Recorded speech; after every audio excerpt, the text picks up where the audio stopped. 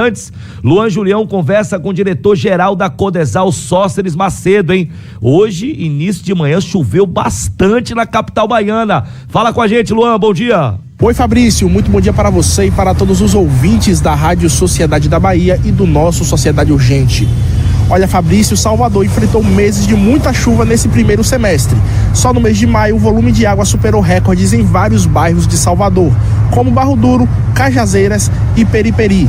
Diante desse cenário, a Defesa Civil de Salvador colocou em prática a Operação Chuva, que mobilizou equipes em diversas frentes de prevenção e de atendimento, como explica Sóstenes Macedo, ele que é diretor da Defesa Civil da cidade de Salvador. Períodos extremamente chuvosos, exemplo de maio, superou a marca histórica em quase o dobro, mas com muita segurança, com muito trabalho de prevenção e, graças ao bom Deus, esse trabalho realizado pela Prefeitura de Salvador, por meio da Defesa Civil, da nossa Codesal e de todo o Sistema Municipal de Proteção e Defesa Civil, as diversas secretarias e órgãos que fazem parte. Destaco aqui as parcerias constantes com a SEMAN, com a Limpurbe, com as prefeituras bairros, Coelba, Embasa, a Secretaria de Promoção Social, Educação, Saúde, enfim, todos que nos auxiliam, a DESAL, diversos parceiros que fazem essa operação acontecer da melhor forma possível e garantir a vida do soteropolitano. Com o aumento do risco em áreas vulneráveis, um dos principais protocolos ativados durante o período chuvoso foi o acionamento de sirenes em pontos estratégicos da cidade. Nós tivemos sim início de acionamento de sirenes por conta das fortes chuvas em diversos bairros de Salvador. Os protocolos todos foram utilizados, as pessoas saíram, foram envolvidas por nossos simulados que precederam o período da Operação Chuva, de tal modo que eles já sabiam o que iriam fazer no acionamento das sirenes, foram para as escolas municipais já alocadas com essa finalidade, garantindo assim que naquele período estivessem em condição de segurança. E logo no início dessa sexta-feira, Fabrício, Salvador amanheceu com chuva e queda nas temperaturas. Recepcionamos aí uma madrugada de muito frio, a nossa voz até muda um pouco, foram 19,5 graus, isso para Salvador é muito frio.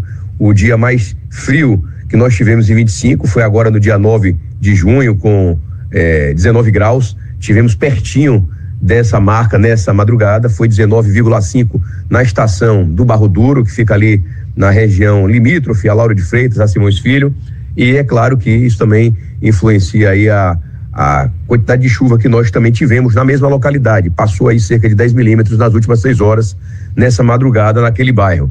A tendência é de que nós tenhamos um fim de semana com o tempo nublado, acinzentado, pancadas de chuvas fracas, por vezes moderadas, mas também há a possibilidade de abertura de sol, o que não afasta, evidentemente, a necessidade das pessoas ficarem atentas. Qualquer cenário de risco, discar 199 para que as nossas equipes da Codesal possam realizar as vistorias. Um grande abraço, que Deus nos abençoe e um bom fim de semana a todos. Rádio Sociedade da Bahia, 24 horas no ar. Aqui você fica sabendo de tudo. Valeu, Luan, tá aí os esforços da Codesal, né, nesse período chuvoso, para que a gente não tenha tragédias com morte. Salvador nos últimos anos diminuiu bastante esse tipo de tragédia. A gente lembra que historicamente a cidade já perdeu muita gente por conta dos deslizamentos de terra, desabamentos de imóveis. A gente teve a tragédia Mustang em 89, né, que morreram muitas pessoas naquele momento, e de 10 anos para cá algumas chamaram a atenção, né? Aquele 27 de abril de 2015 trágico, né? Com as tragédias do Barro Branco, onde 11 moradores morreram, e também do Bom Joá, foi no mesmo dia, as duas tragédias. Eu cobri as duas, era repórter de rua na época. No Bom Joá foram 4 pessoas que acabaram morrendo, né? Tivemos também em 2018, fiz essa cobertura em Itapuã, uma criança acabou morrendo num deslizamento de terra, aliás, num desabamento de um imóvel que era mal estruturado, mas a chuva acabou potencializando esse desabamento, essa criança acabou morrendo. E em 2020 a tragédia de Águas Claras, né?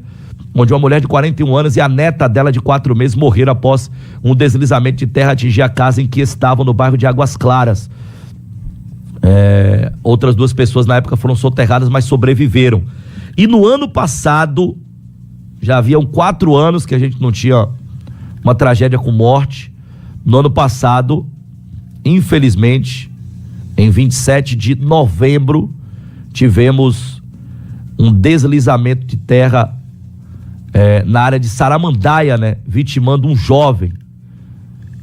Esse jovem acabou morrendo, Júnior, né? Que morreu soterrado na região de Saramandaia. Ele tinha apenas 23 anos e foi a perda mais recente em deslizamento de terra aqui em Salvador. O nome dele, Gerson Alexandrino Santos Júnior. Estava deitado na cama quando a estrutura do imóvel onde ele estava cedeu. Ele foi localizado sem vida pelo Corpo de Bombeiros. Pela manhã, essa tragédia aconteceu em Pernambués, em Saramandaia, no finalzinho do ano passado. Mas se a gente pega os últimos 5 anos, tem essa tragédia, né? Porque tanto a Prefeitura Municipal de Salvador, com o projeto de Geomantas, dentre outros projetos, quanto o governo do estado, com a contenção de encostas, várias feitas ao longo dos últimos 10 anos, isso melhorou muito a situação de Salvador, que é a capital brasileira, é a cidade brasileira com a maior quantidade de áreas de risco do Brasil.